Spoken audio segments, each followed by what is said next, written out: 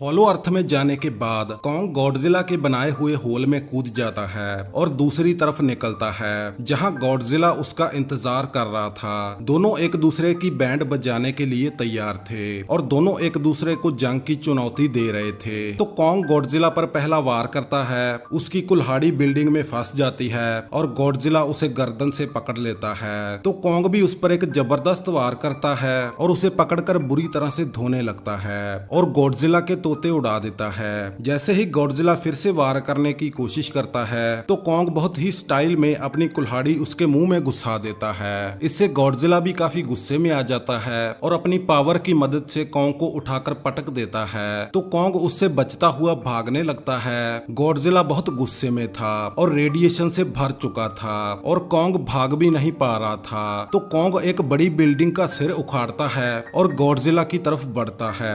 वो अपनी कुल्हाड़ी से गॉडजिला पर वार करता है जिससे एक बड़ा धमाका होता है। गॉडजिला की पूरी तरह से बैंड बज चुकी थी। गॉडजिला फिर से उठता है और कॉन्ग उसके उठने का इंतजार कर रहा था। उसके संभलते ही कॉन्ग फिर से उस पर एक जबरदस्त वार करता है, लेकिन इस बार गॉडजिला भी ज्यादा गुस्से में था। वो कॉन्ग को काफी जख्मी करने लगता है। वो भागते हुए कॉन्ग पर वार करता रहता है और अपने पंजों से कॉन्ग की छाती चीर देता है और उसकी छाती पर अपना पैर रखता है। कॉन्ग को भी समझ आ चुका था कि उसका आखिरी वक्त आ चुका है। गॉडजिला उस पर चीख रहा था और कॉन्ग भी उसका जवाब दे रहा था, जैसे कि वो बोल रहा हो कि मैं तुम्हारे सामने घुटने नहीं टेकूंगा। बेशक दोनों बहुत बहादुर योद्धा थे। तो गॉडजिला उसे बिना मारे ही वहां से जाने लगता है और